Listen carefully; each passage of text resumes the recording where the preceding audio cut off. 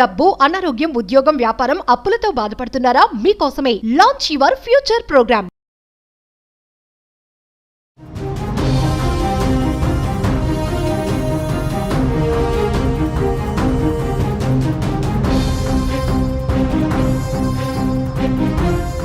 నమస్తే, welcome to our channel. ప్రస్తుతం మనతో పాటు ఉన్నారు అనలిస్ట్ రామకృష్ణ గారు. సార్తో మాట్లాడదు.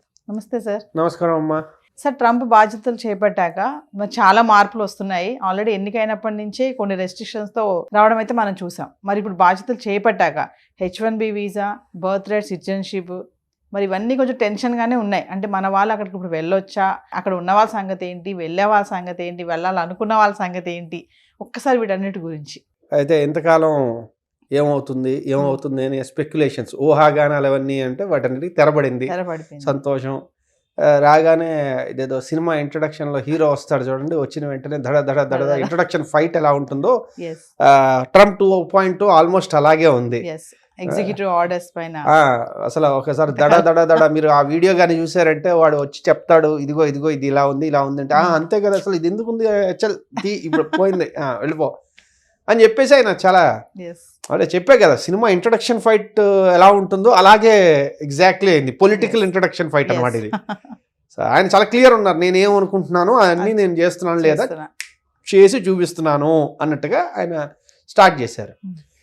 ఇందులో భాగంగా అదేదో అంటారు చూడండి, ఈ హీరో విలన్ కొట్టుకుని మధ్యలో కమెడియన్ చంపేసినట్టుగా ఆయన ఇచ్చిన ఎగ్జిక్యూటివ్ ఆర్డర్ అంతకుముందంతా ఆయన చెప్పింది ఏంటి, ఇల్లీగల్ ఏలియన్స్, ఎవరైతే అక్రమంగా ఈ దేశంలోకి వచ్చారో వాళ్ళని వెళ్ళగొడతాను, వాళ్ళ పిల్లలకి బర్త్ రైట్ సిటిజన్ చెప్పి ఇవ్వను అని ఎప్పటి నుంచో చెబుతున్నారు. సడన్గా ఎగ్జిక్యూటివ్ ఆర్డర్కి వచ్చేసరికి దాని ఇవి మారిపోయాయి, టర్మ్స్ ఆఫ్ రెఫరెన్స్. ఆయన ఏమంటాడు, ఇప్పుడు ఇద్దరిలో ఎవరో ఒకళ్ళు సిటిజన్ అవ్వాలి, ఇది మన తల్లిదండ్రులు ఎవరో ఒకళ్ళు సిటిజన్ అవ్వాలి, లేదా గ్రీన్ కార్డ్ హోల్డర్ అవ్వాలి, లేకపోతే బేసిక్గా అక్కడ వీసాదారులుగా ఉంటారు, వాళ్ళ పిల్లలు అలా ఉంటారు, they are still aliens only. అంటే మన ఏలియన్స్ అంటే ఆ సినిమాలో కాదు, బేసిక్గా వాళ్ళ టర్మ్ వాడతారు అనమాట. అంటే ఈ దేశపు నాగరికులు కాదు, పౌరులు కాదు, కాబట్టి వాళ్ళకి ఒక సిటిజన్కి ఉండే రైట్స్ ఇవి ఉండవు అని అర్థం. కాబట్టి ఇది మనం అర్థం చేసుకోవాల్సింది. ఇది చాలా పెద్ద షాక్ అనుకోవచ్చు. ఎందుకంటే కొన్ని లక్షల మంది గ్రీన్ కార్డ్ లైన్లో ఉన్నారు. సో మరి వీళ్ళందరి పరిస్థితి ఏంటి? ఎందుకంటే ఇప్పుడు ఇది చేసిన వాడు గ్రీన్ కార్డ్ ఇంకా కష్టతరం చేయడం అయితే నమ్మకం లేదు కదా, చెప్పలేము దాని మీద ఏం ఆర్డర్స్ వస్తాయో అది. సో అందువల్ల అదొక చాలా పెద్ద డైలమా ఉంది. రెండోది, బర్త్ రైట్ సిటిజన్షిప్ ఏదైతే ఉందో దాన్ని కరెక్ట్గా మనం చూసామంటే ఫిబ్రవరి 20వ తారీఖు నుంచి అమల్లోకి వస్తుందని చెప్పాడు. అయితే ఈ లోపల చాలామంది చెప్పింది ఏంటంటే ఇది జరిగే ఛాన్స్ లేదు, చాలామంది ఆల్రెడీ కేసులు వేసేసారు సుప్రీంకోర్టులో, ఇది అన్కాన్స్టిట్యూషనల్. సో ఇప్పుడు మనం ఒక్కొక్కటి మాట్లాడుకుందాం, అంటే ఆ రూట్లు మాట్లాడుకుంటున్నాం. ఏం జరగబోతుందంటే నేను కాలజ్ఞానం తెలిసిన పోతులూరు వీరబ్రహ్మేంద్ర స్వామిని కాదు కాబట్టి చెప్పలేను, కానీ రూట్స్ ఎలా ఉన్నాయని చెప్తాం. ఫస్ట్ ఒకటి, వీళ్ళు సుప్రీంకోర్టుకు వెళ్ళారు. సుప్రీంకోర్టుకి వెళ్తే అక్కడ 9 మంది జస్టిసెస్ ఉన్నారు, న్యాయమూర్తులు. అయితే అక్కడ న్యాయమూర్తుల్ని ఒక్కొక్క party నియమిస్తుంది.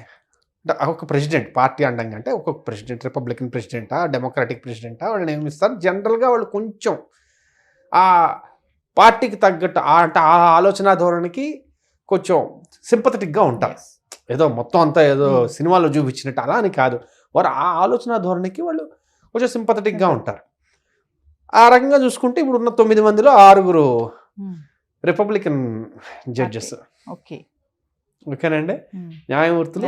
9లో 6 Republican leaning, 3 democrat leaning.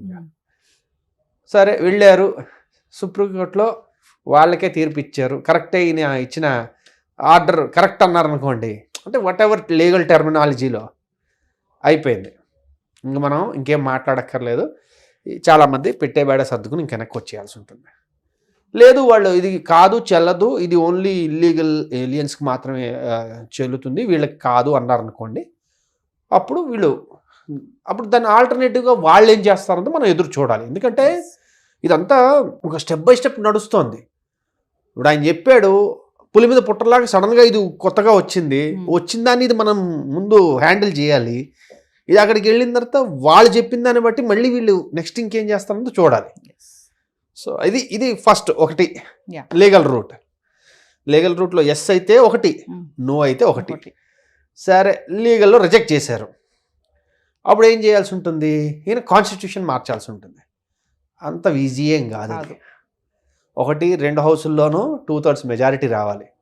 తర్వాత మొత్తం స్టేట్స్ అన్నిటి నుంచి ఆల్మోస్ట్ 4/5 ఆఫ్ ది స్టేట్స్ నుంచి మనకి ఇది రాటిఫికేషన్ రావాలి, which is like next impossible. The current political climate అసలు అది అయ్యే అవకాశం అసలు లేదు.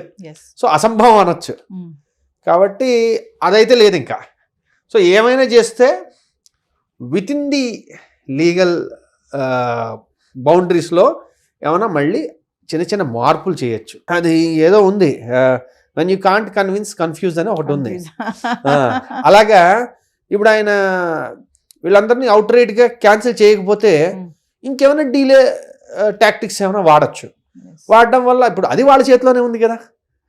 ఇప్పుడు నేను దాన్ని ఏమంటారు, సిటిజన్షిప్ ఇచ్చేసాను, కానీ ఇలాంటి సిటిజన్స్కి ఇలా ఉంటుంది, మా సిటిజన్స్ ఇంకోలా ఉంటుందని ఇంకేమో తీసుకురావచ్చు. వాళ్ళు ఏవో బోల్డ్ ఉంటాయి వెరైటీస్. సో కాబట్టి ఎగ్జిక్యూటివ్ ఆర్డర్ ఏదైతే ఉందో దాని తాలూకు ఇంపాక్ట్ అనేది మనం మళ్ళీ వెయిట్ చేయాలి నెక్స్ట్ స్టెప్ కోసం. ప్రస్తుతానికైతే it's like very very dicey situation. చాలా కొంచెం అనిశ్చితత చాలా ఎక్కువ ఉంది. అందున ఆ దేశంలో అక్కడ స్థిరపడాలని అనుకున్న వాళ్ళందరికీ ఇది నిజంగానే చాలా పెద్ద శరాఘాతం. జెండర్స్ కూడా రెండే ఉండాలి, మెన్ ఆర్ ఉమెన్ అంటున్నారు. అంటే అది ఒక విచిత్రమైన పరిస్థితి. ప్రీవియస్ డెమోక్రాట్స్లో ఏమైందంటే చాలా విచిత్రమైన పరిస్థితికి వెళ్ళారు. వాళ్ళు ఏం చేశారంటే వాళ్ళ పొలిటికల్ ఐడియాలజీ నుంచి వాళ్ళే ఇంకా ఎక్స్ట్రీమ్కి వెళ్ళడం మొదలుపెట్టారు. ఆ ఎక్స్ట్రీమ్కి వెళ్ళడంతో ఏంటంటే చాలామంది విత్ ఇన్ డెమోక్రాట్స్ ఓన్లీ వాళ్ళు అసలు అయ్యే బాబు వీళ్ళేంటారా బాబు ఇలా మాట్లాడుతున్నారు, ఇలా ప్రవర్తిస్తున్నారు, ఈ వైపరీత్యాలు మేము తట్టుకోలేమని చెప్పి ఇండిపెండెంట్గా కానీ రిపబ్లికన్గా మారిన వాళ్ళు చాలామంది ఉన్నారు. కాబట్టి ఇది కూడా అందులో ఒక భాగం అన్నమాట. సార్, ట్రంప్ తీసుకున్న నిర్ణయాలతో అంటే మన ఇండియన్స్కి వచ్చేటువంటి లాభాలు ఏంటి, నష్టాలు ఏంటంటే ఒక్క మాటలో ఏం చెప్తారు? అలాగే చెప్పడానికి లేదు. ఎందుకయ్యా అంటే లాభాలు చెప్దామంటే ఆయన ఎప్పుడు ఇండియన్స్ అనే దృష్టితో చూడడు. మనం అది గమనించాలి. ఆయన చేసిన దానివల్ల ఇండియన్స్కి ఏంటనేది మనం ఆలోచించుకుంటాం, కానీ ఆయన ఇండియన్స్ అనే ఉద్దేశంతో చూడడు. ఆయనకి కావాల్సింది America's supremacy over the world, ఆధిపత్యాన్ని ఎలాగ మెయింటైన్ చేయాలన్నది ఆయన ఆలోచన. అంతే తప్పించి ఇండియన్స్ ఏంటి, చైనీస్ ఏంటి అంటే ఆయనకు ఉన్నాయి. ప్రతి దేశం మీద ఆయనకు కొన్ని నిర్దిష్టమైన అభిప్రాయాలు ఉన్నాయి. ఆ అభిప్రాయాల పరంగా వాళ్ళతో ప్రవర్తిస్తాడు. అందుకని మిగిలిన దేశాలను పట్టించుకోవడానికి చెప్పట్లా, కానీ ఆయన ఆలోచన ధోరణి ఎప్పుడు అమెరికా పరంగా ఉంటుంది. కాబట్టి ఆయన రాయి సిరితే మన మీద పడుతుందేమో అని మనం భయపడాలి తప్పించి ఆయన ఇండియన్స్ చూసి రాయి సిరడం అనుకోవడం తప్పు అంటున్నాను. ఈ బర్త్ రైట్ సిటిజన్షిప్ తీసేయడం అనేది పెద్ద ఎఫెక్టే కదా సార్?